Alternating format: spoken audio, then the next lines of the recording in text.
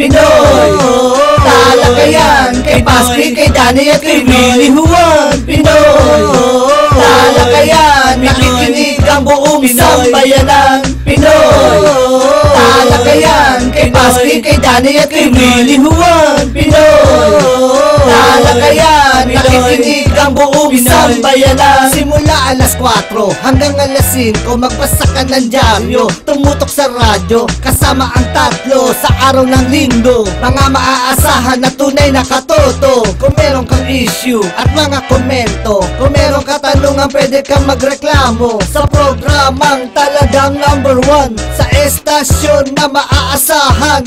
Huwag mahihiya na ito ay banggitin, sigurado na ikaw ay papansinin. Ang talakayang talagang kakaiba, kung nakikinig ka, Pinoy kang talaga. Pinoy talakayan, kay Paski, kay Danny at kay Willie Juan. Pinoy talakayan, nakikinig ang buong sambayanan. Pinoy talakayan, kay Paski, kay Danny at kay Willie Juan. Pinoy talakayan, nakikinig ang buong sambayanan. Ang ating gobyerno ay walang ginagawa, kaya ang kahirapan ay lalong lumalala. Kawawa naman ang lahat ng dukha na hanggang ngayon isang kahit isang tuka. Ang ating kalikasan na di maiiwasan, kahit na anong gawin siguradong mababawasan. Ng bahay sa lakas ng bagyo na walang ginawa kundi ang mamerwisyo. Ang ating komunidad, probinsya o syudad, hindi naaaseso kung walang abilidad. Bata o may edad siguradong mahuhuli ng mga pulis, PNP, Intel, Cavite. Mahilig lumiskarte, walang warrant o pares. Ang dapat sa inyo, ang tsapa ay inaalis. Kaya ang panawagan ko sa ating Pangulo, gawin nyo ang lahat para ang tao'y di sumuko. Pinoy talakayan, kay Paski, kay Danny at kay Willie Juan. Pinoy talakayan, nakikinig ang buong sambayanan. Pinoy talakayan, kay Paski, kay Danny at kay Willie Juan. Pinoy talakayan, nakikinig ang buong sambayanan. Pinoy talakayan, kay Paski, kay Danny at kay Willie Juan. Pinoy talakayan, nakikinig ang buong sambayanan. Pinoy talakayan, kay Paski, kay Danny at kay Willie Juan. Pinoy talakayan, nakikinig ang buong sambayanan. Pinoy, Pinoy, Pinoy.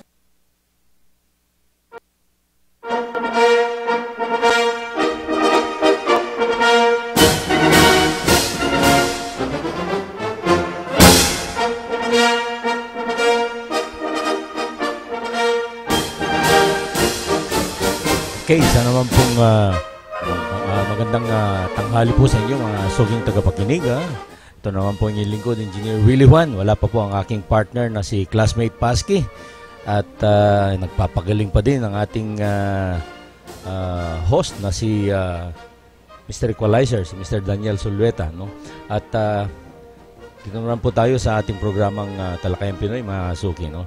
At of course, binabati natin yung mga nandyan po sa mga malalayong lugar na ating mga kababayan, ng ating mga OFWs, mga ating mga bayani ng ating bansang Pilipinas. Okay, binabati po natin sila saan man kayo naroroon, saan man kayo sulok ng mundo nagtatrabaho, naglilingkod para sa kabubuti ng inyong mga pamilya. Sana'y nasa maayos kayong kalagayan po dyan. At of course, yung mga kababayan din natin dito sa bansa natin, Luzon, Visayas, Mindanao. At of course, sana po maayos lang po ang inyong kalagayan dyan. Napakainit po ang panahon ngayon dito sa Metro Manila. Super init po. Mukhang nasa mga 35 to 36 degrees. Pero mukhang mas mainit kahapon. At saka nung isang araw, ngayon mainit pa rin kasi talagang masasabi natin na itong ating Semana Santa ay magiging napakainit na linggo. Okay, at katatapos lang ang ating Palm Sunday, Domingo de Ramos, at of course ngayon po ika-10 ng Abril, araw po ng Lunes, at katatapos lang po ng selebrasyon ng Bataan Day o Araw ng Kagitingan, April 9. Yan po, no? At of course, nako po, at of course, tumutok lang po sana kayo rito, no? Sa ating programa, dito po sa internet station ng Kukampi Online. Dito po nakabase sa Pasay City, dito sa malapit sa dulo ng EDSA. At of course, nako, sana po yung makarating ating classmate Paski at namimiss ko na siya. At alam ko na dyan, nagko-cover siya sa Bureau of Customs, no? At saka sa Coast Guard. At ayan, at okay. Kami po kasapi sa KBP, Kapisanan ng Broadcaster ng Pilipinas. At ating babatiin ang ating mga kasama sa paglilingkod sa publiko, ang ating mga kasama sa Pugad Lawin, no? Kasi itong nakaraang Sabado, nagkaroon ng libreng tuli dyan po sa Barangay Duyan-Duyan sa may bandang Project 3 Quezon City. Ito po pinangungunahan ni Chairman Caloy de Mesa at yung kanyang mga buting mga kagawad, no? Ito po yung first time na nakipag-collaborate itong Barangay Duyan-Duyan sa Pugad Lawin Philippines sa sangay ng Pugad Lawin Quirino na pinangungunahan ng aming Pangulong si Ray Reyes. Lawin Rojas po ang call sign niya. At of course, ang aming medical Dr. Surgeon, si Dr. Lenin Pascual, also known as Lawin Del Pilar. Siya po lagi ang namumuno sa aming mga operation tuli, ang aming mga medical mission. Yan po ang sa paglilingkod ng Pugad Lawin sa ating komunidad, no? Marami pong naka-line up ng mga susunod pang mga operation tuli, libreng tuli, dito po sa ngayong summer na ito. At ang susunod ay itong May 1, magkakaroon tayo dyan sa may Teresa Rizal sa Rancho Bravo, Barangay Pantay, dyan po sa Teresa Rizal. At ang maging host natin dyan ay si Lawin Ramos, si Pedro Bravo, Ginoong Pedro Bravo, isa po namin kasama sa Pugad Lawin na matagal na. Siya po ang magiging host nitong Operation Tuli sa Teresa Rizal sa May 1 naman po yan, May 1. Kaya po yung mga malapit po dyan na nakikinig ngayon ay dalhin lang po inyong mga magigiting na mga batang lalaki at pwede po, maski binata na, pwede rin po ang ating paglingkuran para mabigyan ng tulong sa Operation Tuli o circumcision. Libre po ito, libre po. At magkakaroon pa po ng mga susunod pa niyan. Ito pong gagawin sa Northview, mga bandang May 20 na yata yun, May 20. At meron din gagawin dyan sa La Paz, Tarlac, mga bandang May 14, linggo po yun. Diyan po sa La Paz, Tarlac, sa may Great Eastern Hotel. Great Eastern Institute, hindi pala hotel. Great Eastern Institute. Diyan lang po sa may gitna, no? Sentro ng La Paz, Tarlac, no? Sa dulo lang po ito ng SCTEX. Well, hindi na dulo kasi umabot na po ng T-Flex yan, umabot na po ng Pangasinan. Pero pagdating po dyan sa may bandang Tarlac City, ay mag-exit ka para makapunta ka ng La Paz, Tarlac. Yan po, May 14 po yan, linggo. At ang ating katuwan dyan ay itong mga magigiting na kasapi ng Pugad Lawin, Metro Angeles. Meron pa pong ibang tinitignan na maaaring matuloy din ang paglilingkod sa ating mga batang mga lalaki. Ito pong dating hino-host ni Major Agoto ng Bureau of Fire Protection, pero ating inaantay pa kung matutuloy ito o hindi. At of course, meron sinasabi na baka meron matuloy sa bandang Ilocos, sa bandang Cabugao, Ilocos Sur, pero hindi pa ho confirm ito. Okay, so katatapos lang po ang pagtulong ng mga Lawin sa ating pong mga eskwelahan, dyan po sa Project 3, sa Batino, sa Quirino Elementary School, sa Project 2 naman, at dyan po sa may Pinugay, Baras, Rizal, at doon din po sa Galalan, Barangay Galalan Elementary School sa Galalan, Pangil, Laguna. At nagbigay po ang mga magigiting na membro ng Lawin ng mga leadership awards at may kaakibat itong cash award. At napagalaman din natin ng samahan ng Pugadlawin Northview dyan po sa Batasan ay nagbigay din ng mga awards sa ating mga graduates dyan sa Batasan Elementary School. Ayan po. At kung matatandaan nyo, itong mga the other week, no, ay nagbigay lingkod din po ang ating grupo sa Pugadlawin Quirino ng mga free seminars sa Solar for the Home. Ginanap po ito sa Santolan High School at saka sa De La Paz High School. Meron pa pong mga gusto dyan na mga lugar, komunidad na makarinig din ng mga homeowners o mga kabataan, lalo na sa high school, na kung paano maglagay ng mga solar panel sa inyong bubong.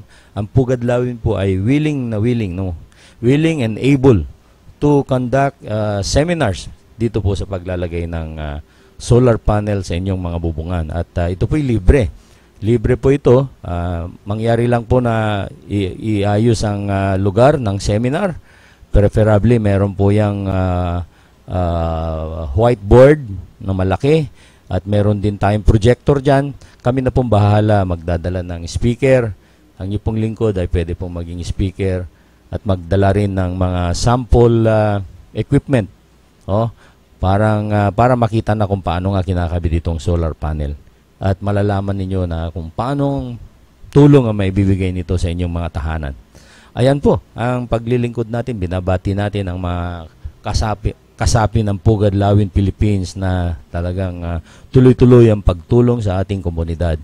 Of course, binabati rin natin, makasama ko dyan sa Rotary Club of Pasig North at ang miyembro na nasa distrito, District 3800 na pamumuno ni Governor Jojo Lorenzo at ang aming Pangulo naman sa club na si President Andy Fernando. Katatapos lang po kasi ang tinatawag naming District Conference. District Conference, dyan po ginanap sa Blue Leaf, dyan po bandang Pasig, malapit lang po sa kanto ng C5 at saka Ortigas Avenue Extension. Itong nakaraang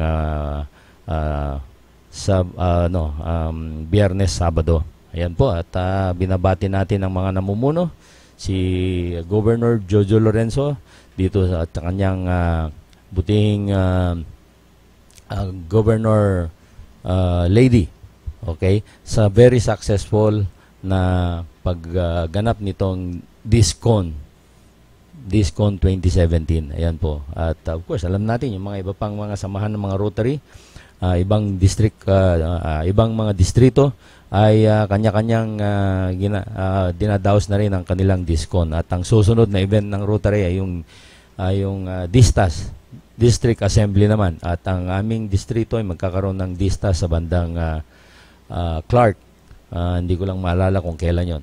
Yan po. At of course, ang aming samahan sa mga professionals, tuloy-tuloy naman po, lalo na sa electrical at sa plumbing naman, magkakaroon ng Luzon Conference itong April 29, 29-30 dyan po sa SMX MOA. So ating inimbitahan lahat ng ating mga kabaro sa plumbing, plumbing professionals, plumbing engineers, master plumbers, plumbing practitioners na pwede po kayong sumama dito sa ating Luzon Conference, dyan po sa SMX MOA itong darating na April 29 and 30. Yan po. At siyempre, marami po tayong gagawin dyan, yung continuing na pagbibigay ng mga libreng ID sa mga master plumber members at ayun ding pagbibigay ng mga seminars na makakakuha to ng mga CPD, continuing professional development points na kailanganin pag nag-renew ka ngayon ng lisensya. Of course, magsisimula po itong renewal ng itong CPD requirements ay magsisimula itong July of 2017 pa naman.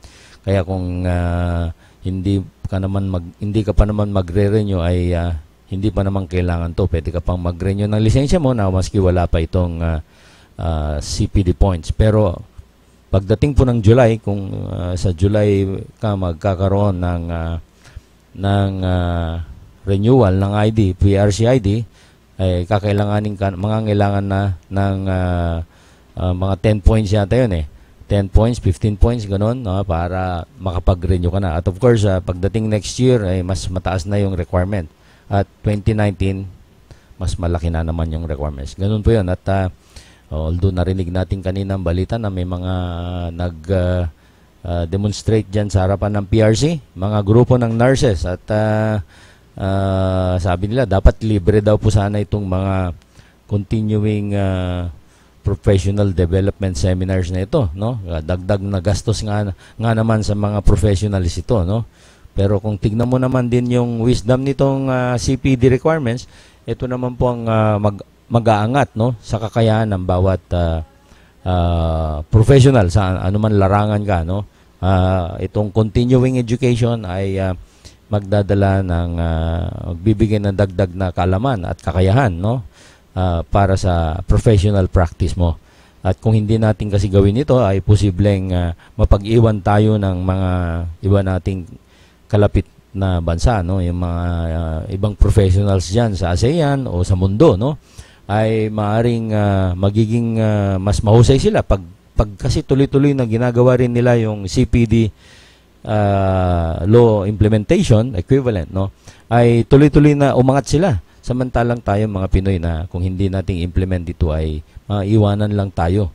Hindi tayo magiging very competitive. So, ibig sabihin po na itong CPD requirements law ay mahalaga para sa tuloy-tuloy na paghasa, pag-develop, pag-improve ng ating kakayahan bilang mga professionals. Ayan po, no? Okay, so nabati na natin yung mga papunta tayo sa mga balita, no?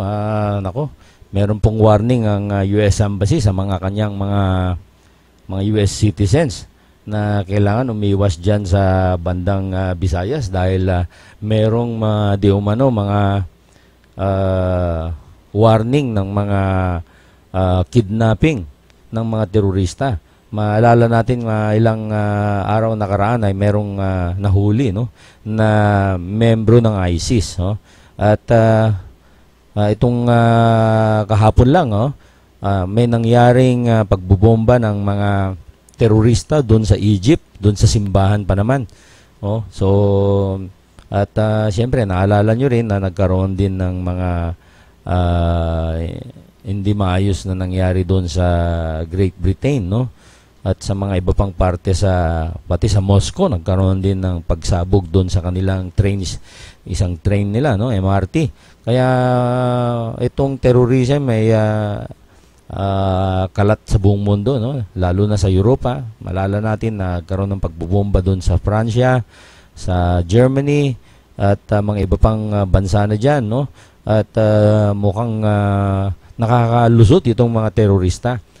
Pinaigting na ng mga iba't ibang bansa ang pagbabantay nila, pero maya't maya may nakakalusot na terrorism. At itong bansa nating Pilipinas ay maaring may mga mangyari rin na ganito, no, na terrorism, pagbubomba. At naalala naman natin yung nangyari sa Davao nung last year, di ba? At ayan, yung sumusubok na pumasok itong mga ISIS dito sa bansa natin. Maswerte na lang tayo kasi at napalibutan tayo ng dagat, kaya yung pagpasok nila ay mas mahirap, no, kasi ang mga papasukan nila ay mga airport o pantalan, no, mga seaports. At nandyan naman nakabantay yung ating mga otoridad, no, ating mga pulis at ating mga Coast Guard. Kaya dapat lang talaga na paigtingin itong mga ito, no, kung may papasok na foreigners ay talagang scrutinize sila, at baka nga sila ay mga sugo ng itong mga masasamang loob, masasamang tao na itong mga terorista na mga ISIS at iba pa, no. Kaya dapat lang na maging mahigpit tayo, mapagbantay, no. Tinitingnan natin lagi ang ating kapaligiran, no, at ang ating namang mga otoridad ay dapat ay maging mas mahigpit, lalo na ngayong holidays, no. Maraming bibiyahe sa mga probinsya, sumasakay sa mga bus, sumasakay sa mga barko, sumasakay sa mga eroplano. Dapat mapaigting, no, mapagbantay tayo Hindi pwedeng makalingat at baka at mas maigi pa na umiwas tayo dun sa mga mataong lugar. Kasi pag mataong lugar, yun ang target nitong mga terorista. Mas maraming tao, mas gusto nilang yun ang atakihin nila. Kaya kung pwede po, umiwas tayo sa ganyang matataong lugar, pwede naman tayong maging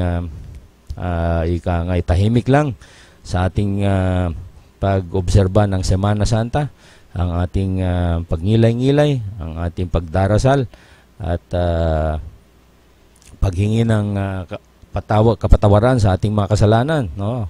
At para tayo mapalapit uli sa ating Panginoon, no? Yan, at nako, yan nga, totoo nga, sabi ng Pag-asa, napakahinit po itong Holy Week na ito. Okay. Yan, ang mga ibang balita po ay, yun nga po, yung sa sinabi ko kanina, sa Egypt, 36 na pala yung mga namatay. Naku, sana makaiwas tayo sa ganyan. At ang, ang nakakatakot din pala itong nangyayaring lindol dito sa bandang southern Tagalog, no? Lalo na nangyari dito sa bandang mga Batangas, no? Maalala natin, nakaraan linggo ay lumindol na dyan ng 5.5 sa Barangay Tingloy ba yun? At nagkaroon ng pagyanig at nagbunga ito ng mga 100 na aftershocks. Aftershock. So mayat maya. So ibig sabihin hindi pa fully settled yung dumulas na parte ng kailaliman ng lupa. Matatandaan natin na itong pagyanig na ito ay doon sa ilalim ng lupa sa banda ng Batangas na yon ay dumulas yung earth crust, no?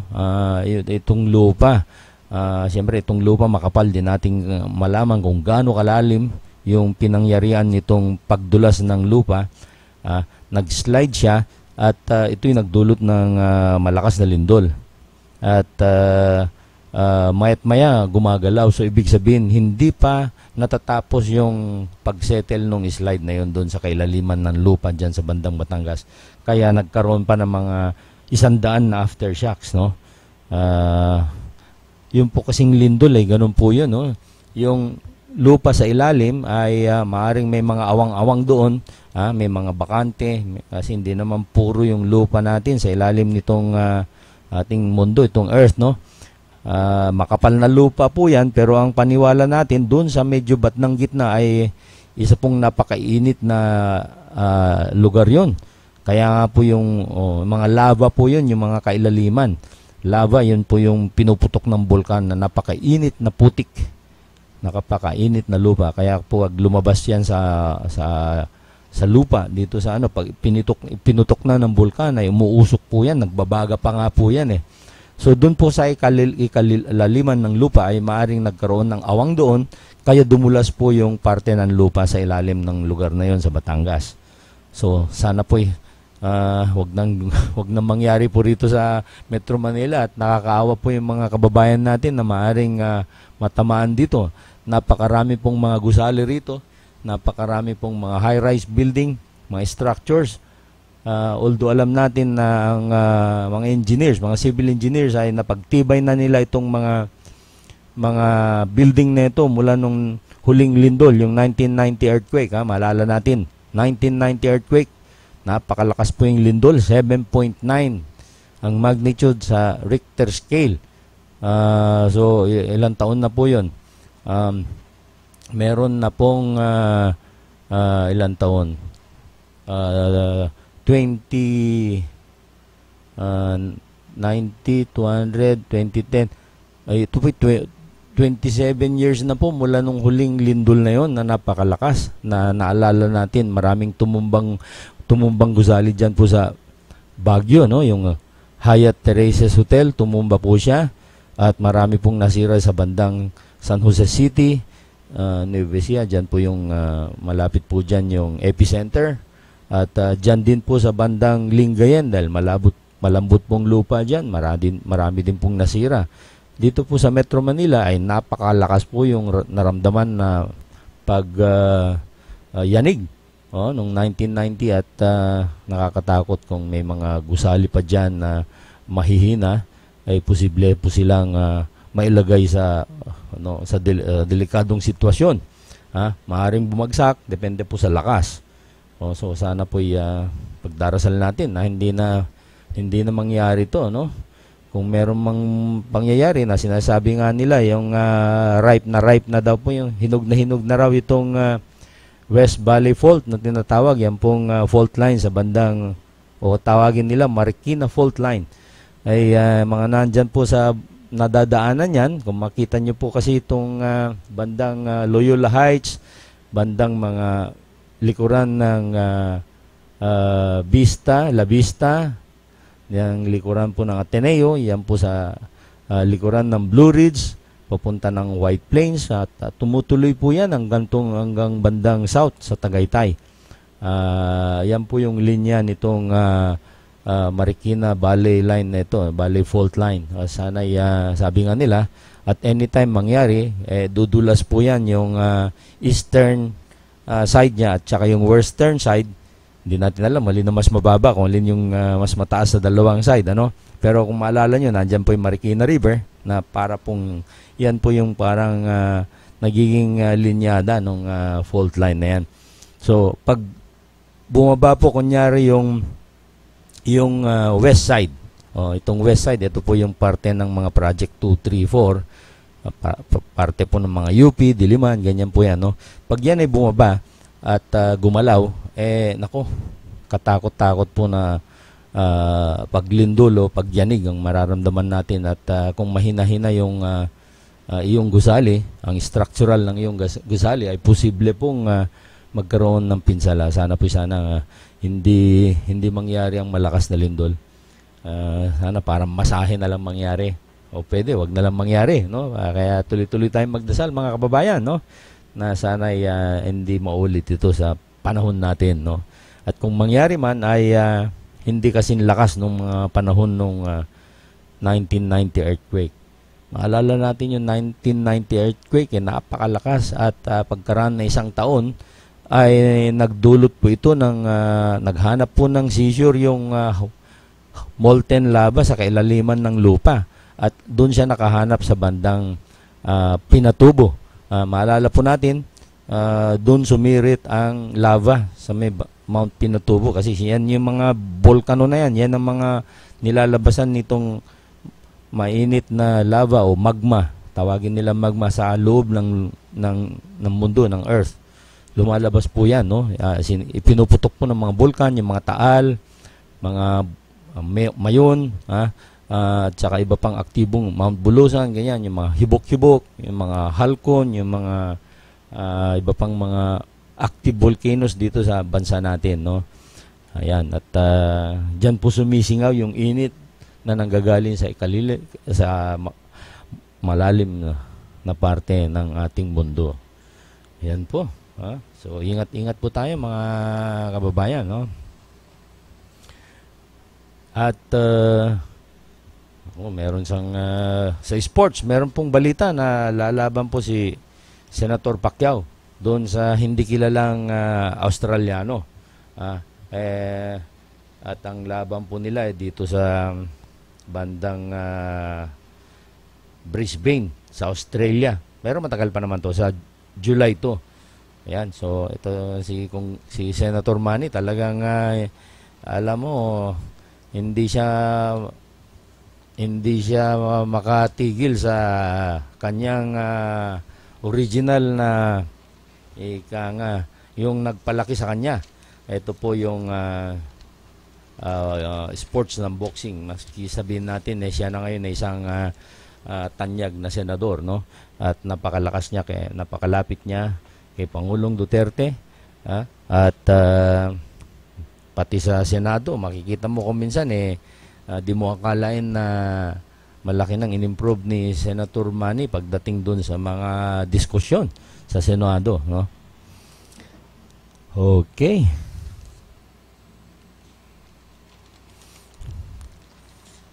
Nako, last week din po natuloy yung pagtanggal ni Pangulong Duterte kay Secretary Sueño. Tinanggap niya yung mga mga reklamo kay Secretary Sueño, reklamo sa korupsyon. Kaya sabi nga naman ng Pangulo, makarinig lang siya ng konting alingas-ngas, no? Just a mere myth of irregularity, sabi niya, ay tatanggalin ko yung mga corrupt, sabi niya. Ibig sabihin kasi kung mayroong mga reklamo ay parang may kasabihan no tayo, if there is smoke, there is fire. At of course, iimbestigahan din yung tatlo niyang undersecretaries na nagparatang sa kanya kay Sueño. Kasi ang sabi nga nila, meron din mga bali-balita na hindi ring tama ang gawain ng mga ito. Kaya ayun nga, nagkakaroon sila ng mga kontrahan dyan sa Department of Interior and Local Government. Meron naman hong bali-balita ay malapit ng matapos itong ban, no? Ban sa pag-appoint, no? Pinagbabawal kasi appointment ng mga natalong mga kandidato nung nakarang eleksyon. At ang isang bali-balita diyan ay pagkatapos nitong isang taon na ban na ito ay pwede na silang ma-appoint, at kasama na rito ang Senator Bongbong Marcos na natalo sa pagka-vice presidente, na bali-balita ay pwedeng ma-appoint sa Secretary of Local Government. At ganun din po si natalong kandidato sa Vice President na si Senator Alan Cayetano. Although siya pa isa pang senador ngayon, ay posible ring ma-appoint sa Department of Foreign Affairs. Kung matatandaan ninyo, ay natanggal si or hindi naman natanggal, na hindi na-confirm si Secretary Perfecto Yasay, at kaya siya ngayon ay napalitan muna siya ng temporary ni Acting Secretary Manalo, isang undersecretary sa career undersecretary sa Department of Foreign Affairs, at posibleng ang mapunta dyan si Senator Cayetano. So yan po yung mga posibleng dalawang ma-appoint dyan sa mga lugar na natanggal yung mga yan, no? Perfecto Yasay sa Foreign Affairs, papasok malamang si Senator Cayetano, at ito naman si Senator Bongbong Marcos, maaring hindi pa sigurado, maaring pwedeng ma-appoint na maging Secretary of Local Government. Yan po, no? Ang mga mainit na haka-haka. At of course, meron ding balita na yung malaking pera pala na dapat tanggapin ng mga ating mga matatanda ng mga guerrilla, mga Pilipino guerrillas, no? Umabot ng bilyon-bilyon na halaga ng mga benefits ay inuutos na ng Pangulong Duterte na dapat ibigay sa mga beneficiaries, no? Wag na dapat patagalin pa itong mga benefits na ito, no? Katulad ng ginawa niya sa SSS, no? Pinamigay na, inaprubahan na ang pagbibigay ng nung first 1,000 na tulong sa ating mga retirees ng SSS, no? Ito yun, nung isang buwan pa to At meron pang isang 1,000 na alam ko sa darating na panahon ay darating din yan, mabibigay din sa mga ating mga SSS pensioners, no?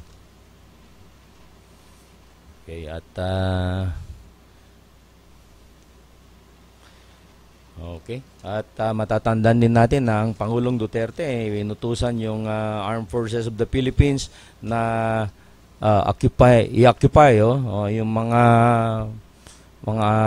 isla na hawak dapat ng ating bansa, at mga 9 na isla ito sa bandang Spratlys area ay inauthorize na ng Pangulong Duterte ang ating Armed Forces of the Philippines at saka US Navy para occupied na ito, para hindi na pasukan ng mga iba pang mga grupo, lalo nitong mga tao sa mga sundalo o mga Navy ng China. Itong China kasi talagang naghahanap ng lugar na mapadagdag sa kanilang lugar, at sa dami kasi ng populasyon nila naghahanap sila ng maaaring mapagkunan pa ng kanilang resources, no? Lalo na ang oil and gas. Yan. Pero sana ang bansa natin unahin yung paglalagay ng mga solar panel sa mga bubong ng mga bahay para po siguradong makatulong sa ating ekonomiya. Tatandaan natin na siyempre kung meron kang solar panel ay baka kalahati ng energy needs mo sa bahay mo para sa refrigerator at mga electric fan at mga aircon, lalo ngayong summer ay manggagaling sa init ng araw o sa liwanag ng araw. Lalo na ngayon na matingkad ang liwanag ng ating haring araw.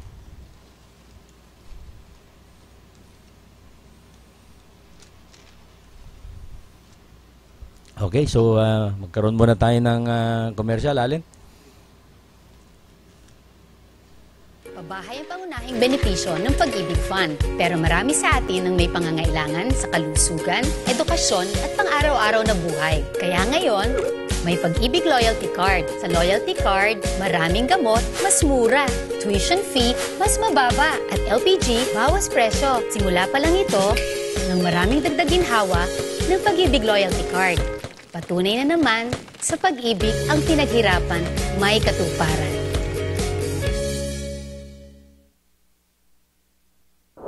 Mula sa Smart Communications Incorporated, ang #1 mobile network sa Pilipinas, comes Smart Padala.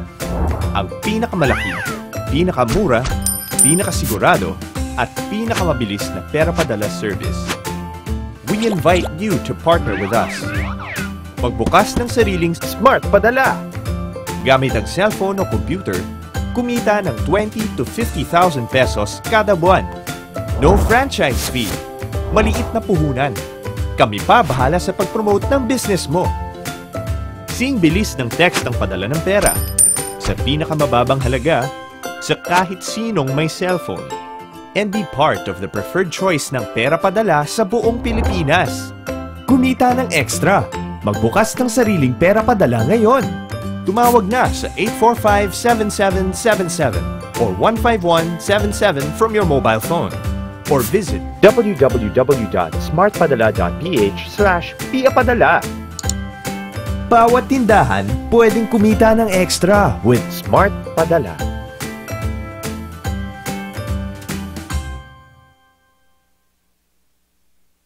Here's why thousands of Pinoy send money with Transfast.com. Napakataas ng exchange rate ng Transfast.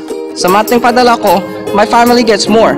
Kaya may extra budget si Mrs. Kahit nasa Tuguegarao pa nakatira ang kapatid ko, he can still pick up cash.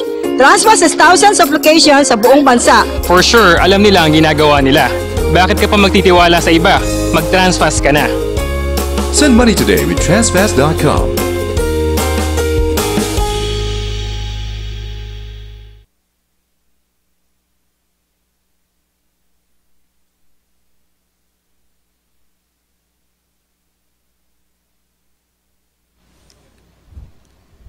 Okay, at balik po tayo. At ngayon ay merong balita na mabibigyan pala ng possible na mabigyan ng National Artist Award ang si dakilang Chairman Joe Masison ng Communist Party of the Philippines. No, may possibility ngayon na maaring makauwi siya dito sa ating bansa para tanggapin ang kanyang award. No. Maalala natin na si Chairman Juma ang isang professor sa University of the Philippines noong panahon ng mga late 1960s noong kanyang itinayo ang Communist Party of the Philippines at ayun nagtuloy-tuloy yon na itayo yung kanyang sinimulan niya yung Communist Party of the Philippines at nagtayo din ng New People's Army. At ganun din nagkaroon ng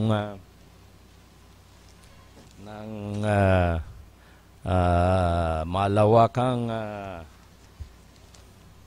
movement, no, para makapasok sa itong sinusuportahan ng People's Republic of China na communist movement sa mundo ng mga panahon na yon. Okay, nandito na ating classmate Paski.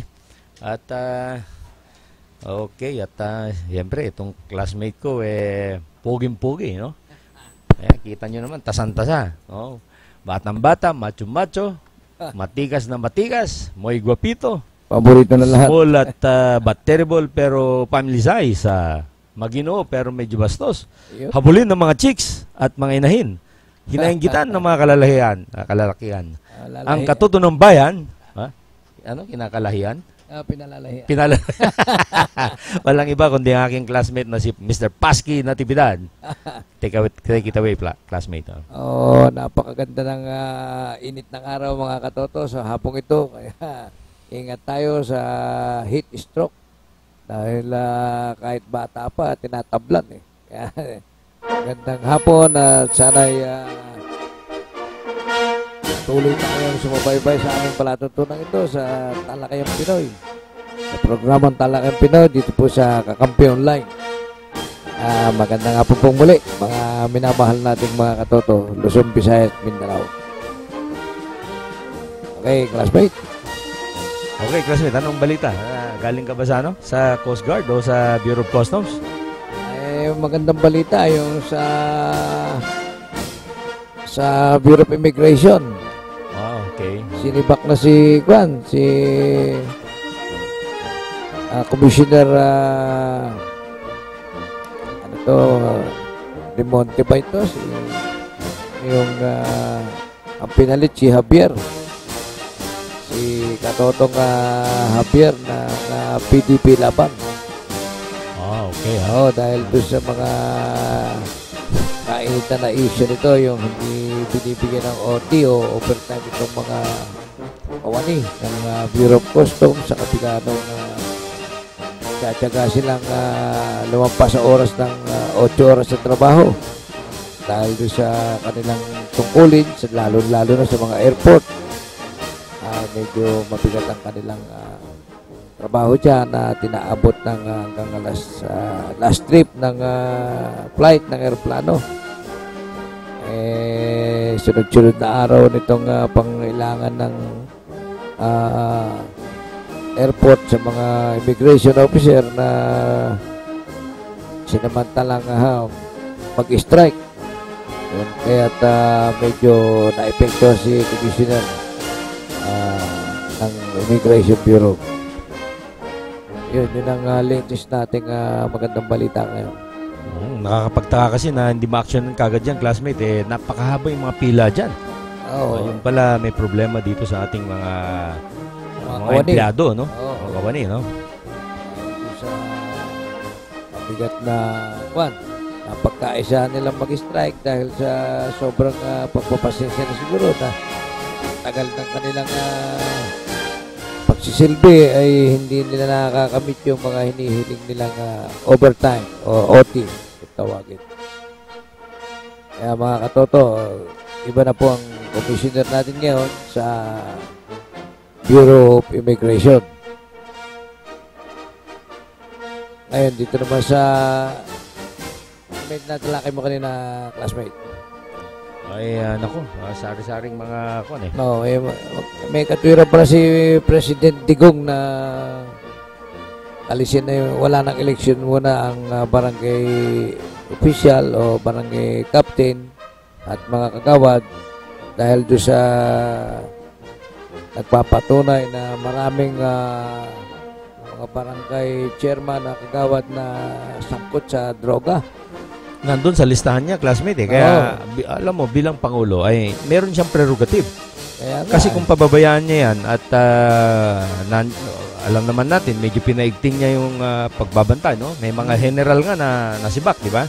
At meron mga mayor na involved din at pinakakasuhan na nga sila, no? At ito naman, kung meron pang barangay chair dyan, pababayaan lang, hindi magiging matagumpay ang kanyang magiging laban sa droga, di ba? Yan pa naman yung mga marami, no? Mga 40,000 mga barangay sa buong Pilipinas. Napakarami po dyan ang mga 40% opisyales na involved sa sa pagbebenta. O hindi naman direktang nagbebenta ay protector Di ba? Kaya tama lang yan, tingin ko. Nagaganap doon sa barangay nila eh. Isipin mo, ikaw ang kapitan eh. Oo. Pinababaya mo yan eh. Ano ibig sabihin? May corruption, di ba? Oo. Yan din sabi ko, classmate, na ano eh. Pag pinabayaan mo yan, kasi pag binasa mo sa batas, wala namang malinaw na nagsasabing ipagbawal yung election na yan eh.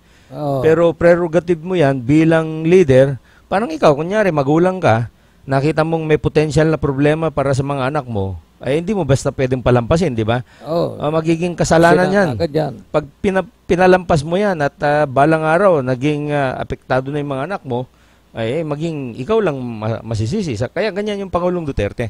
Mahal niya ang kanyang mga anak, mga apo, pamilya, no? Ang ating mga babayan. Kaya action agad siya.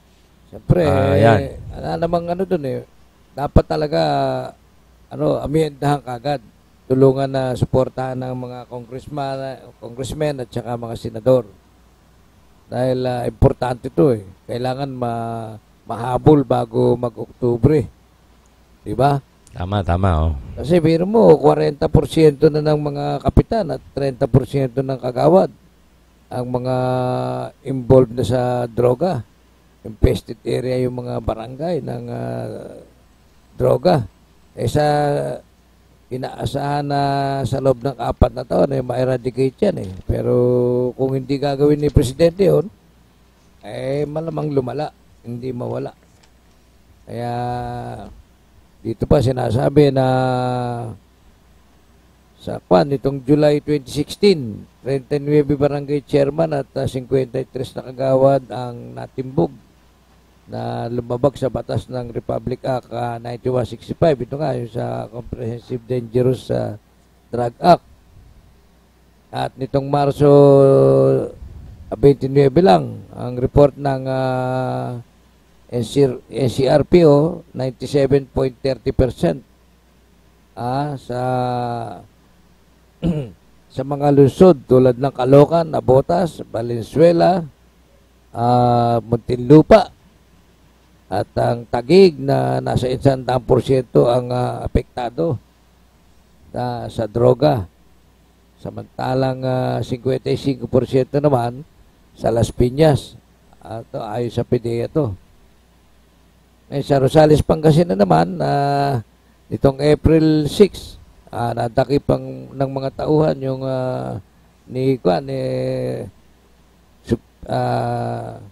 Senior Superintendent Ronaldo Lee, ang 5 suspect sa illegal droga na nahuli na possession ng droga sa katawan. 2 rito yung barangay captain at siya rito ay nakuhanan pa ng armas, 2 armas at isang fragmentation grenade. Mantakin yun sa Rosales, Pangasinan pala. Naaktuhan pa itong 2 kapitan. Tsaka sa Region 7, ayon dito kay Director ng Region 7 na PDEA, si Yogi Ruiz, sinampahan ng kaso ang suspect na barangay chairman sa Ermita, Cebu, na sa hindi nito pagsuporta sa anti-illegal drugs sa kanilang kampanya o organisasyon sa naturang lugar. Kaya yung manawagan ng PDEA sa ating mga barangay official na makiisa doon sa pagsugpo sa droga. Kasi sinabi ng PDEA na ang hindi tutulong at mahuli ang kanilang barangay na apektado ng mga droga ay kakasuhan din sa sampahan ng kaukulang kaso. Kaya dapat tinatawag natin ang pasyon ng mga barangay official. Hanggat maga, kung napaloob sa inyo yung mga gumagamit ng droga dyan o infected na kayo ng mga drug trafficking, baguhin nyo na para hindi kayo madamay. Kung sino man yung mga kapitbahay o kalugar mo sa barangay na sangkot doon o may kinalaman sa droga, kinakailangan project na o timbre mo sa PDEA o sa PNP o kasi ang autoridad na kailangan matigil na yan. Yun ang panawagan ng PDEA, mga katoto. Kaya tama si Pangulong Digong na alisin na muna yung eleksyon. I-appoint na lang itong mga barangay chairman para mayroong mga kapitan na mamamahala sa kanilang barangay.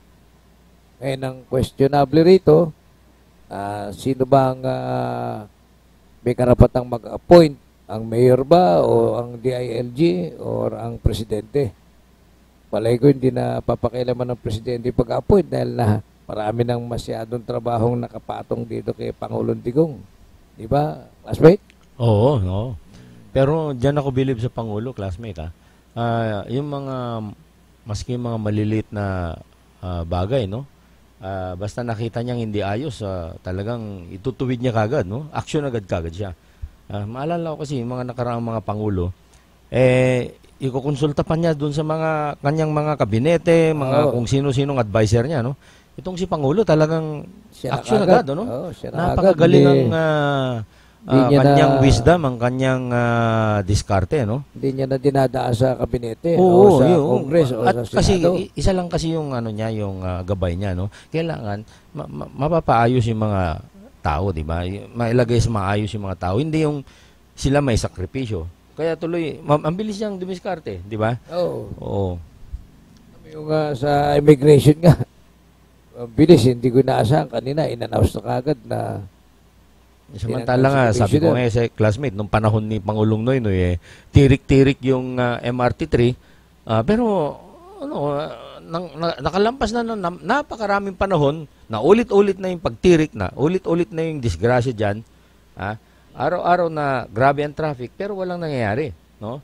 Ngayon, ito, ma-action siya. Talagang iniikayat niya na magtrabaho yung kanyang kabinete at yung mga senador, no? Alam mo, ang kulang na lang para ma-implementa itong mga traffic mitigation projects, classmate, itong Senado. Aprobahan lang nila emergency powers ng Pangulo, mapapabilis yung implementation. Kasi kung hindi mo aprobahan, lahat ng pwedeng gawin dyan, aabutin ng mga 2 taon, 3 taon. Araw-araw na grabe ang traffic, classmate, ang biyahe natin naantala, nahirapan yung mga kababayan natin sa biyahe, sa usok ng mga sasakyan, sa bayarin, sa krudo, di ba? Gasolina. Tayo, motorista tayo, classmate, nakita mo na, di ba? Gusto natin natin yan. Yes, gusto natin na maging mabilis ang aksyon, hindi yung maraming daldal sa Senado at saka sa Kongreso, napakaraming mga debate. Hindi naman mahirap isipin yung mga solusyon. Lalo ngayon, lalo noon pa, simula noon hanggang ngayon, uso yung politika sa atin. Oo nga Pagkakontra ka sa partido, gumagawa ng magandang batas itong kokontrahin naman itong Kaya nga Diba? Kaya, puro papugi, puro mga anong sira na ginagawa. Emergency power, kwan yan. Oo.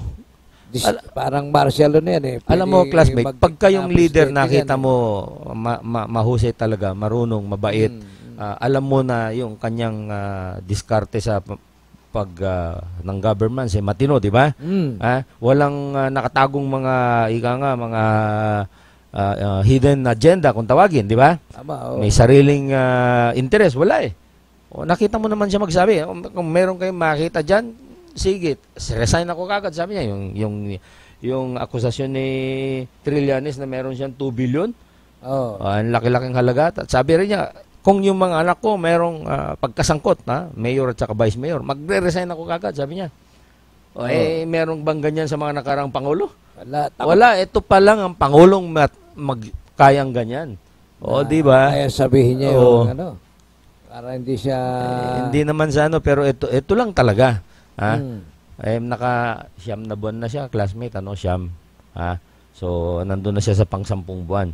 Tuloy-tuloy yan, of course, medyo bumaba yung kanyang rating, classmate. Mula dun sa mga 91, 92%, nandun siya sa mga 81, 82 lang, no? Kasi nga sa, yung mga nangangagawa ng bahay, yung samahan na yun? Yung kadamay. Kadamay. Pumasok dun sa... Ayun, isa rin sa naka-epekto sa kanya yun. Well, ang nakabawa siguro yung nangyari dun sa Koreano, no? Yung pagpatay doon. Pero umaksyon naman siya kagad. Tinanggal sa mga pulis yung inilagay niya muna sa PDEA at saka sa Armed Forces Tapos nung makagawa na siya ng paraan para maleksyonan, may ayos ng direksyon nitong PNP, di ba? Tinanggal na yung anti-illegal drug, yung aid. Di ba? At nag-put up sila ng droga. Oo, at nag-put up sila ng grupo doon na silang gaganap ng internal cleansing, di ba? Cleansing. Hindi Ayan. lahat may karapatan sa droga. At nung habang tinutuloy ni PDEA yung trabaho sa kanya, itong bagong grupo na naglilinis sa loob ng PNP, ayan, ipinagpatuloy na ulit, di ba? Binalik. Doon mo kagad makita na mabilis yung action niya. Di ba? Gumawa kagad ng sapat na aksyon para maituwid yung mali sa loob ng PNP at bago itinuloy ulit yung laban sa droga, di ba? Niremedyohan, ika nga. At tuloy-tuloy naman dahil itong pagpigil niya ng eleksyon ng mga barangay, baka nga makabalik itong mga drug protectors, di ba? Isa pa yung nandun pa sa direksyon. At alam mo, kung minsan naririnig ko siya na talagang galit na galit dun sa mga mayor na involved, no? Tulad niyang binibigkas niya lagi, yung Mayor Loot, yung mayor ng Iloilo, at pagka umabot sa usapan ng Mayor Espinosa na napatay, talagang galit na galit siya. Di ba? Nung nakasuhan itong mga ang tawag nito, yung mga pulis, di ba? Sila Marvin Marcos, yung superintendent, no? Sabi niya, sige, makulong kayo, pero ako ipapardon ko kayo, sabi niya. Doon mo makita siya na hindi niya pababayaan yung mga pulis basta kung nasa tama kayong ayos, hindi niya pababayaan. Hindi, siguradong kulong yun dahil walang lusot hindi, kulong talaga. Sabi naman niya, pero pagka nakapag-serve na sila, papalabas niya sila. As a presidential pardon, prerogative ng Pangulo pero ano yata yun, bago ka makapag-pardon, hindi ko mala kung 1 taon o 2 taon. Kaya nga, pero hindi ka, kung ano yan.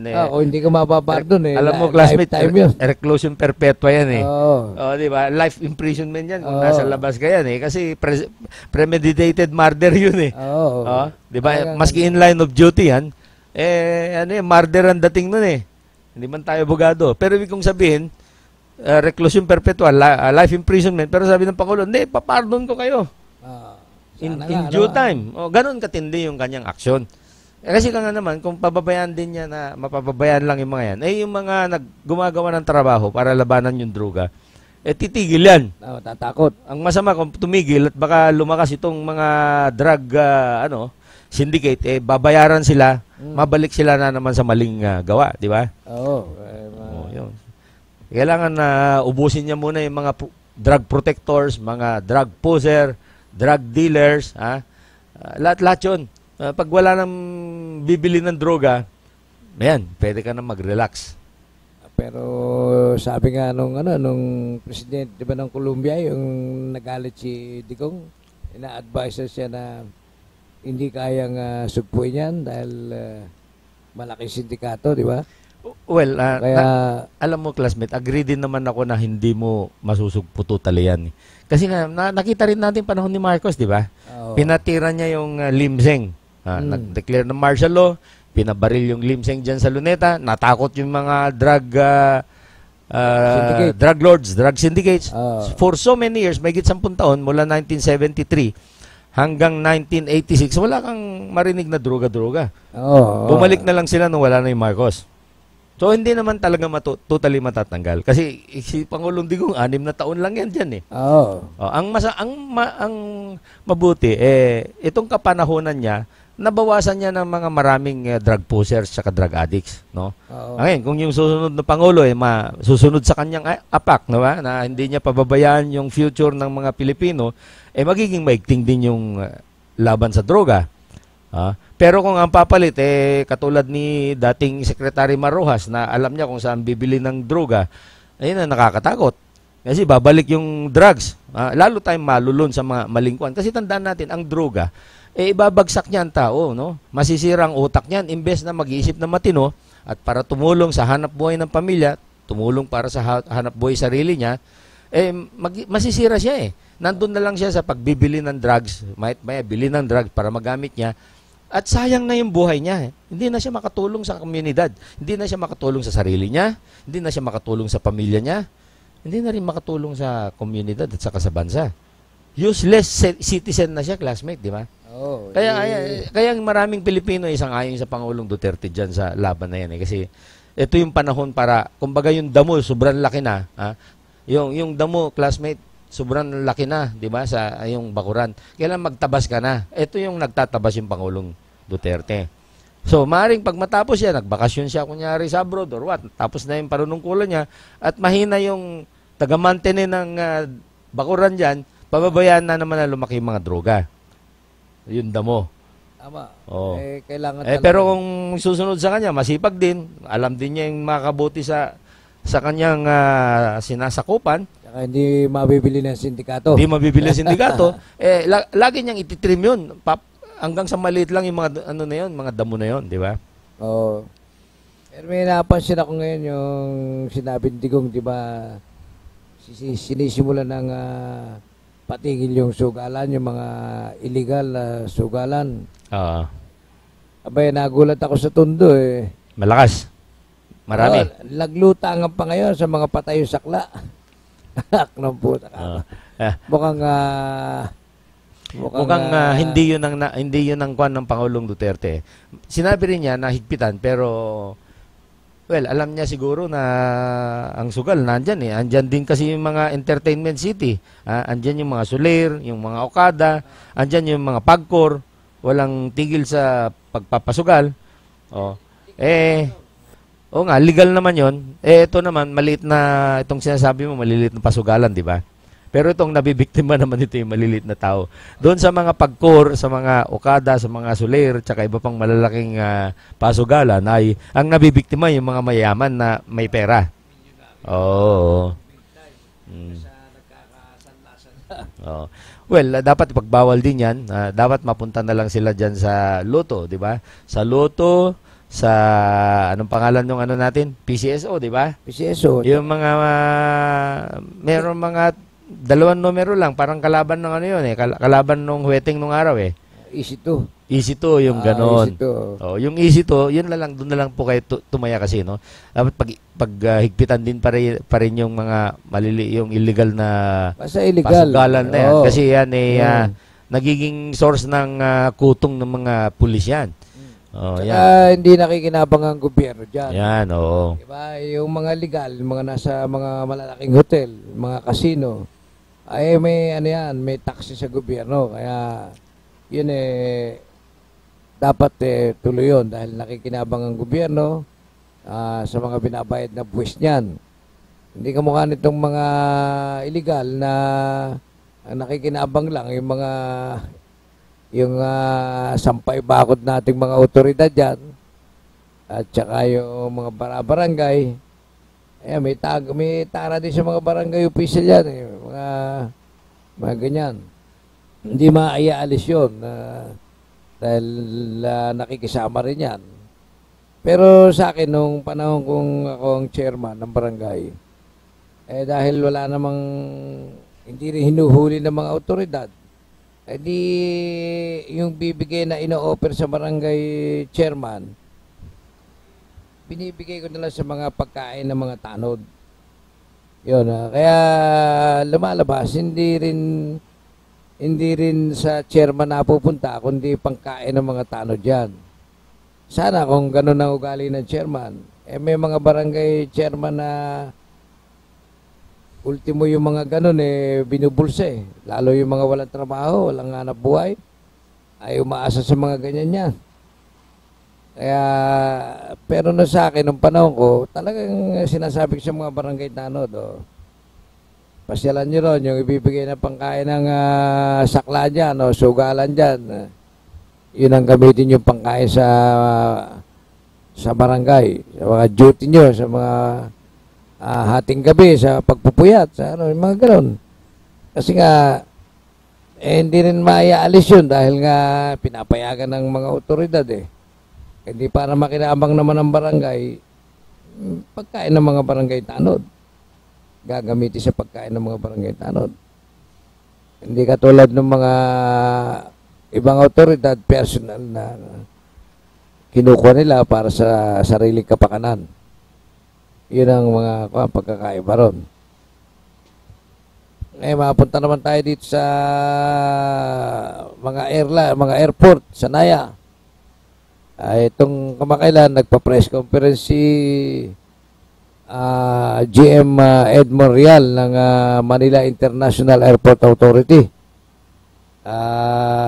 Inaasahan na niya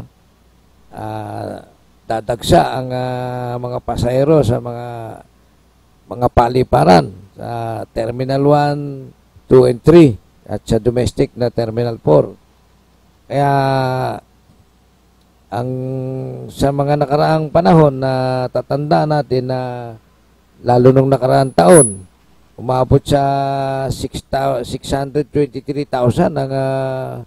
ang mga naging pasahero pa rin ito, mga katoto. Kaya 623 sa international, 623,000. At sa domestic ay nasa 624. Ito yung mga nakaraang taong 2016.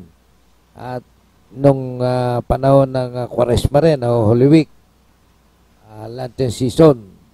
At dinagdagan din ni GM Monreal ang mga security sa mga paliparan. Lagay ng mga police visibility, both foot patrol and perimeter patrol. Na naka-heighten alert ang mga tauhan dito, ang mga otoridad, at hindi papabayaang magbakasyon lahat ng mga empleyado, mga kawani. May mga pasok kahit na Lenten season o Holy Week. At saka sa mga parking area, nagkaroon din ng stricto at nagkaroon ng sa mga access sa pass control. Yung mga senior citizen at disability na tao ay pinapa-assist din nila ng maayos upang makasakay ng maayos at makabalik ng maayos sa mga paliparan. Yan ang mga pinahayag ng ating magiting na GM, General Manager ng MIA, Ed Monreal. Kaya yung binabati natin itong Intramuros Administration na sa kanilang ka-38 taong anibersaryo na in-establish nitong 1979. Binabati ko kayo, Administrator Gilier Asido. Ayun, meron namang text sa akin na panawagan sa ating alkalde ng Lungsod ng Caloocan. Ito raw mga abusadong jeepney driver at caller sa pilahan ng jeep sa biyaheng Megawayan, Santo Niño, Megawayan, Santo Niño, Monumento. Medyo masyado raw abusado ang mga driver dito at mga caller. Mga bastos sa sumagot pag nagtatanong ang mga pasahero. Tulad lang nung sinabi nung nagsumbong sa atin, dahil sobra daw yung pasahero at halos hindi na makasayad yung upuan, yung puwit niya sa upuan, natanong lang daw niya bakit hindi magbawas para makaupo na maayos. May kasagot-sagot daw kung ayaw mo sumakay, di bumaba ka. Kung nagre-reklamo ka at nasisikipan ka, bumaba ka. Maghanap ka ng maluwag na masasakyan. Maling asal yun, mga katoto. Kaya pinarating sa inyong katoto na panawagan na lang sa alkalde ng Lungsod ng Caloocan o dito sa mga kinaukulan tulad ng Highway Patrol at LTO. LTFRB, ganyan, para mabigyan ng disiplina yung mga kabastusan ng sinasabing mga driver at caller. Kaya pagsasamantala po ito sa pasahero dahil hindi lang tuwing mahal na araw to. Halos araw-araw, gabi-gabi. Hanggat may biyahe doon, ganyan ang style nila. overload kung tawagin, sobra ng sakay, kahit na nahihirapan yung pasahero, hindi halos makaupo, delikado po ito sa aksidente, sa pagtakbo ng sakyan. Halimbawa, biglang pumreno, kung hindi ka nakasayad doon sa upuan mo, di tilasik ka na kagad doon sa likodan ng driver, sasaktan ka. Yun yung mga paliwanag ng mga nag-text sa ating mga naabusong mga pasahero sa biyaheng Santo Niño Monumento. Yung Santo Niño po ay isang subdivision sa May Kawayan na dito po ay nakapaghahatid ng hanggang sa loob ng subdivision yung sinasabing mga jeep o sinasabing mga pila-pila doon sa mula sa Santo Niño subdivision sa May Kawayan patungong monumento. Mula monumento patungong May Kawayan. Yan po, tinatawagan natin ng pansin ng LTFRB, LTO at PNP Highway Patrol Group. Paki-check lang o pakisita lang itong mga sobrang sakay na pasahero ng mga driver ng jeep at mga caller dito sa pilahan ng monumento Santo Niño, May Kawayan, Bulacan. Classmate, bumati ka na ba? Oo, ikaw muna. Kanina pa ako bati ng bati. Ano ba? Yung mga, kailan ang discount ninyo? Tapos na. Tapos na rin. Kami rin. Last week kami. Binabati ko nga pala tagumpay ng discount ng District 3810 ng Rotary International na ginanap namin noong nakaraang linggo. Itong 31 ng Marso at 1 ng Abril.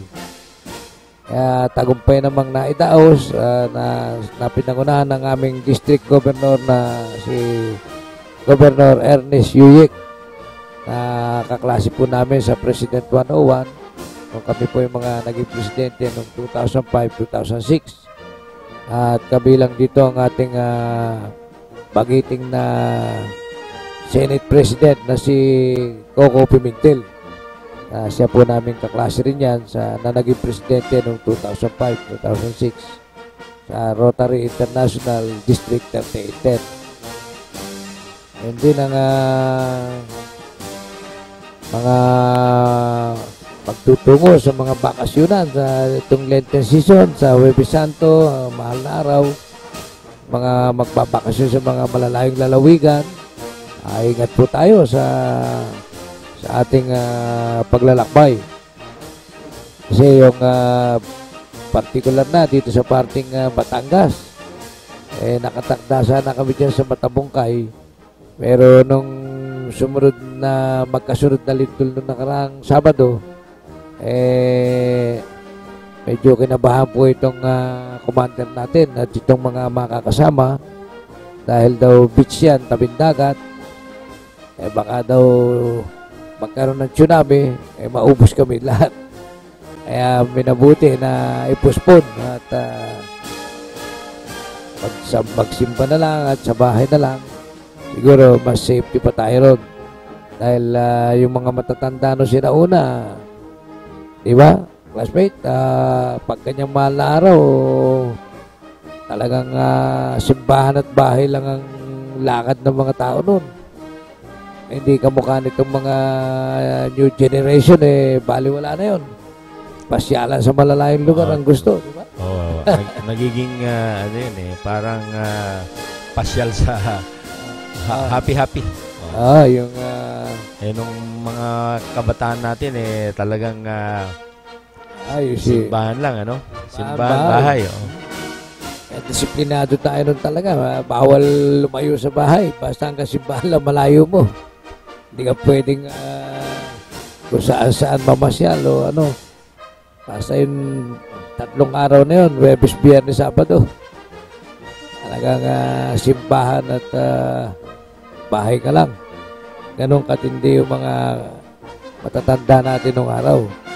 Kung panatikong masyado at talagang maganda naman dahil para sa kapakanan din naman ng lahat yun dahil minsan 100 taon nga naman maging deboto tayo sa paggunita o pag-aalala sa kapanahonan ng ating Panginoong Kristo, Jesus Christ, our Lord. Kaya maganda rin yung mga disiplina ng matatanda natin na bagamat nabago ng unti-unti, kung minsan napapasabay na rin tayo, hindi na rin natin na mapigil yung sarili dahil pag nagyaya yung pamilya, talagang katwiran din naman ng pamilya na minsan lang sa isang taon yung magkasama-sama sa paglabas o pamamasyal. Kaya tawag na lang tayo, dalangin tayo kay Lord na iligtas tayo sa ating mga paroroonan.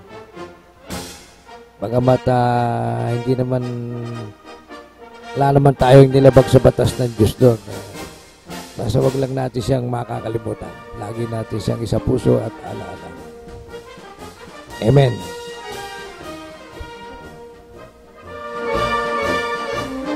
Binabati rin natin ang mga may kaarawan at magdiriwang na kanilang kaarawan sa araw na to at sa buwan ng Abril.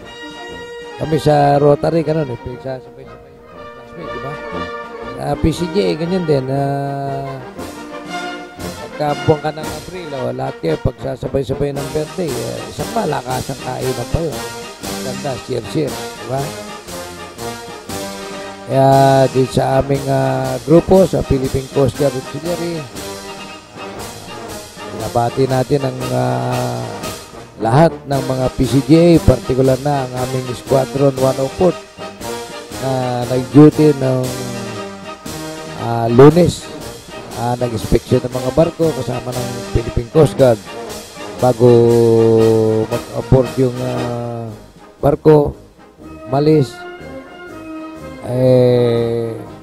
Inspection natin ng mga pasahero, yung mga sobrang magsakay o may itinatago sa mga sa kusina o kung saan, medyo in-inspection natin yun at pinabababa. Kasi masama po yun dahil wala silang ticket, hindi sila nakadeklara. Once na ma-aksidente yung barko, wala silang makukubrang benepisyo dahil hindi sila naka-record doon sa tanggapan ng shipping lines o wala silang insurance, ganyan. At pinabati ko na naman pala ang ating araw ng kagitingan itong Abril 9 kung saan Abril 8 7 kasama tayo sa bumisita sa koridor ng mga veterano at nag-cover tayo ng balita dyan sa Philippine Coast Guard. Dala yung isang dalawang barko ang dala namin nun. Yung isang bagong dating at saka yung medyo may kalupaanan. Kaya tagumpay naman, nakabalik at maayos na naibalita natin ang mga taunang ginagampanan tungkulin ng mga veterano bilang pag-aalala sa kanilang mga nakalipas na panahon. Mga tinatawag natin death march, di ba? Kung saan maraming nag-twist ng buhay ng mga sundalo o kasundaluhan ng Pilipino. Hindi sa ating Rotary Club International District 38, nabati ko ng aming grupo, ang Rotary Club of Leon Quito, Manila, na pinagmumunuan ng aking pisa na si President Rod Natividad na isa pong punong guro sa Tipa High School sa Balot, Tondo, Manila.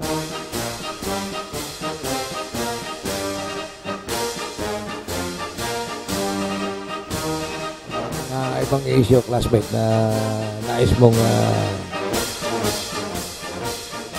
itong classmate itong sa Intramuros yung administration yan, administrator dyan, parang yan yung PPA, Philippine Ports Authority, lahat ng nasasakupan ng PIR ng PPA yan. At kung may mga gustong umakupa sa lupain na yan, ay magpahingi ng paintulot sa PPA. Kung mag-list ka ng isang building na itatayo mo for 25 years ka noon, o kung may mga building na luma dyan na kung gusto mo mag-opisina, mangungupahan, PPA ang kwan dyan, ang kinakausap. Katulad din ito sa Intramuros, meron silang administrator din dyan. Itong si Administrator Guillermo Asido, kasi naman kinakausap din tungkol sa mga sasakupang lupain ng Intramuros.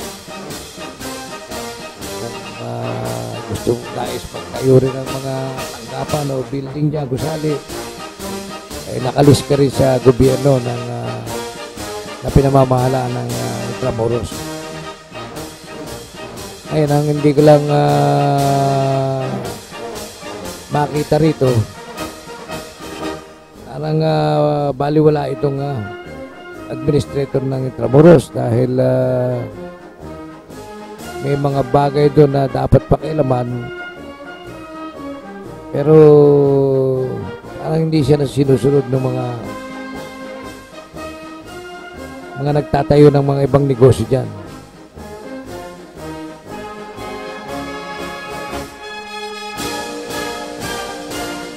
Yun ang kaya minsan na nais kong interview nga itong si Administrator Asido kung ano yung mga saklaw na talagang dapat pairaling batas doon sa Intramuros na kanyang nasasakupan.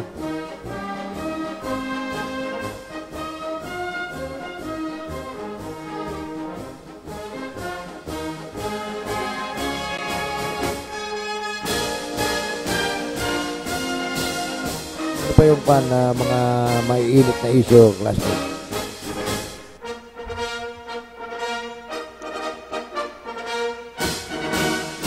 Well, ang binalita ko yung threat sa terrorism sa Visayas. Nagkaroon kasi ng mga intelligence na natanggap ng US Embassy at binabalaan niya yung mga US citizens, no? Nangyayari dyan sa Central Visayas at baka magkatotoo. Tanda mo, may nahuling mag-asawa ng membro ng ISIS, di ba? Ayun, so pinepenetrate tayo, pero buti na lang at dumadaan sila sa ating airport, sa mga seaport. Pero kung kadugtong tayo ng mainland, napakaraming borders yun. Akit lang sa mga bundok-bundok, mamaya nandyan na siya sa lugar. Makipaghalo-bilo na sa mga tao. Delikado. Hindi na buti na lang nakahiwalay tayo sa mga malalaking mga isla, no? Katulad dyan sa Europe, di ba? Alam mo, yung tao dyan maglalakad-lakad lang at may pera siya, no? Biyahe ng biyahe hanggang sa makalampas ng lampas ng ibang bansa, no? Hanggang sa makarating sa Europa. Kung lang yun, land transportation lang yun. Oo, land transport lang yun. Although alam natin na marami yung mga tumakas sa Syria, yung mga boat people din sila. Pero maalala mo rin na yung mga nagpasimuno ng mga terrorism dyan sa Great Britain, sa France, sa Belgium, Germany, di ba? Pati sa Russia, kailan lang naputukan din yung kanilang tren, eh. Diba napaka-delikado, no? Mag-ingat tayo. Buti tayo mga isla, no? Malaking bagay yung isla. Isla tayo, kaya hindi basta napapasok. Mas mahirap. Para pasukin ka ng kuwan, medyo hirap. Mas mahirap, di ba? Hindi na makapasok dahil bawat isla may mga tayo, may Coast Guard, may Navy. Yun, may mga tanggapan din ng immigration na para ma-control sila. Buti na lang hindi nga natutuksuri ng pera kung gagamitan ng pera, di ba? Kasi pwede yun. Malaysia, yung tawid ng Pilipinas sa Malaysia, di ba? Malapit. Malapit yun. Kasi yung Sabah, Malaysia at Indonesia, magkakadikit lang dyan sa Borneo, eh. Pero para marating naman yung mainland of Sumatra o Java, ay medyo dagat na naman yun. Kaya may advantage ang dagat kasi katulad ng kung may mga sakit-sakit na yan na pag umapak lang yan dun, umapak lang sa mga sanitized na mga kwan, di ba? Napipigilan na yung mga epidemya na mapalipat sa ibang lugar, eh. Yan ang advantage natin, no? Pati sa tsunami. Yung tsunami pala, kanya lang nakakalabas sa Japan sa ibang bansang maluluwag. Yung bang walang mga isla-isla na makakalabas na ng malakas. Sa Pilipinas pala, kaya may nadinig akong istorya. Kaya maswerteng maganap yan sa Pilipinas. Dahil sa dami ng isla nga rito na hindi basta kukunin na madadali ng tsunami. Hindi rin natin masiguro pero nasa kalikasan, nasa Panginoon yan.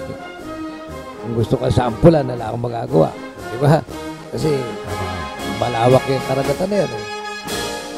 May nadinig lang akong kwento, mahirap lumabas sa Pinas dahil nga doon sa puro isla ang basa Pinas. Yun ang ano. Ay yung pinitesya sa presyo ng gasolina. Medyo malaki-laki itong itataas na ito. Sa kada litro ng gasolina, 100 Gs, 110. 80 centimos naman hanggang 90 diesel. Yan po yung sinasabing pinitesya sa Semana Santa. Big time oil price hike. Filipino Mirror. Yan medyo yung mga may sasakyan dyan baka limitado yung income nyo, lakad na lang kayo. Pero hindi naman magkakaroon sasakyan ng isang tao kung hindi kayang bumili ng gasolina, di ba? Ayun ang po natin.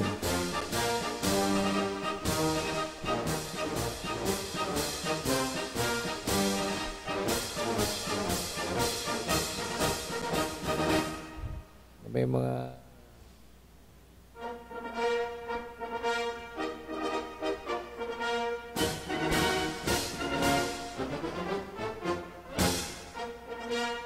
nga pala.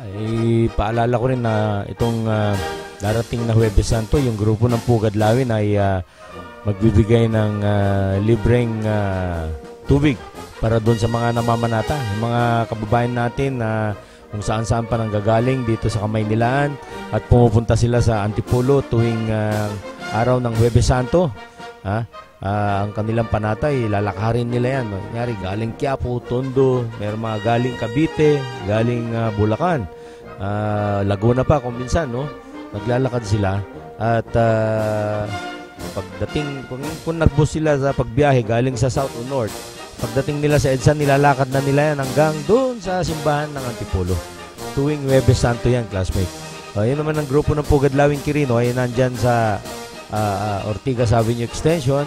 Meron siyang istasyon dyan na nakalagay yung mga igaban ng tubig na inumin. Yun, so para tulong natin yan sa ating mga kababayan na mamanata tuwing Huwebes Santo. Alala ko yung tubig, may propaganda si GM Monreal ng MIA. Libre tubig pala sa MIA, yung mga pasahero. Oo, meron yung meron yung igiban ng inuming tubig sa mga aeroplano, sa airport, tama ka. Meron silang ngayon, pagandang libre mineral water. Maganda talaga yan. Hindi mo na kailangan magbaon ng tubig. Siguro, magbaon ka lang ng empty plastic bottle, no? At igib ka na lang doon sa inuman, no? Salo ka na lang doon sa... napakaganda yung programa na yan. Kasi, alam mo, maski tubig... Yung mga kababayan natin na medyo kapos sa budget sa pagbibiyahe, hindi naman pwedeng kain ng kain, di ba? Pwedeng at least may tubig na libre. Yan. Yung nga pala, binabati ko yung apo kong grade 8 sa section 6 sa Lacandula High School. Nakamit yung top 1 overall sa science class. At saka tumanggap ng best special award, best in science, si Bernadette Andrea Cruz Natividad. Apo ko po ito sa anak kong bunso. Talagang masipag mag-aral itong apo ko na to. lumabo na nga mata, nakasalamin na. Naka-top overall, top 2 in the class grade 8, section 6. Top 1 overall is science. Sa klase, top 2 siya overall. Pero sa buong high school, nag-top 1 naman siya sa science. Congratulations, Apo. Sana yung pagbutihan mo at makabawi naman sa iyo mga magulang mo. Lalo na yung lolo mo na makaabutin kang scientist na. Maging scientist ka ng sa kinabukasan mo. Napakalaking karangalan ng Pilipinas yung magkaroon ng scientist na galing sa Natividad family. No? Congratulations, Bernadette Andrea Ganda. Yan po palayo namin dyan si Ganda. Cruz Natividad.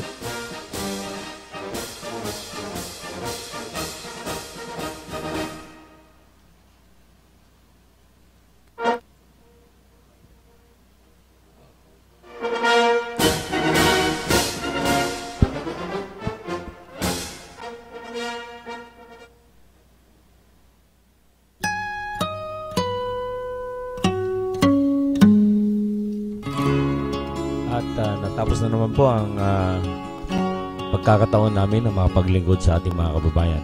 Muli po kaming magpapasalamat sa iyo, Panginoon, para sa isang pagkakataon na makapaglingkod at pinahiram niyo sa amin para kami makatulong na naman sa ating mga kababayan. Maraming salamat po sa mga biyaya ng buhay na pinagkakalob niyo sa amin araw-araw. O po sana kayong magsasawang patawarin ang aming mga kasalanan. Maraming salamat po sa inyong patuloy na pagmamahal, pag-unawa, pagtulong, paggabay sa amin. At nawa po ay lumaganap sa sanlibutan ng pag-ibig, kapayapaan, at pag-uunawaan sa bawat isa. Amang Banal, mahal po namin kayo, sampo ng aming mga kapwa. Nawa po ay basbasan nyo ang programang ito, ang Talakayang Pinoy, at ang stasyong ito, ang Kakampi Online, upang kami patuloy na makapaglingkod sa inyo sa aming mga kapwa. Ang lahat po ay papuri at salamat sa inyo, Panginoon, at ito po ay aming samot dalangin sa pangalan niyo anak na si Jesus, magitan ng Inang Birheng Maria. Amen. Sa pangalan po ni Mr. Equalizer, Sir Daniel Sulueta, ito po yung lingkod, Engineer Willie Juan. Pagpatuloy natin ang wagas na paglilingkod sa ating mga kapwa at ang Panginoon na bahalang magbalik. Hindi po katoto, paski Natividad lang po. Walang tagumpay na makakamtan kung hindi pagsusumikapan. At aming pong tinataas ang Pangulong Duterte, ang kanyang mga kasama sa kabinete, ang ating mga kasapi sa Senado at saka sa Kongreso at ang mga iba pa naglilingkod sa gobyerno sa aming bayan. Sana po bigyan mo sila ng lakas at sigla at talino at sapat na hangarin para po maisaayos ang pangangailangan ng aming bansa. At sa pangalan ng ating technical engineer, si Allen Soto, magkarinigan po ulit tayo sa susunod pagtatanghal. Mabuhay ka, Pilipinas!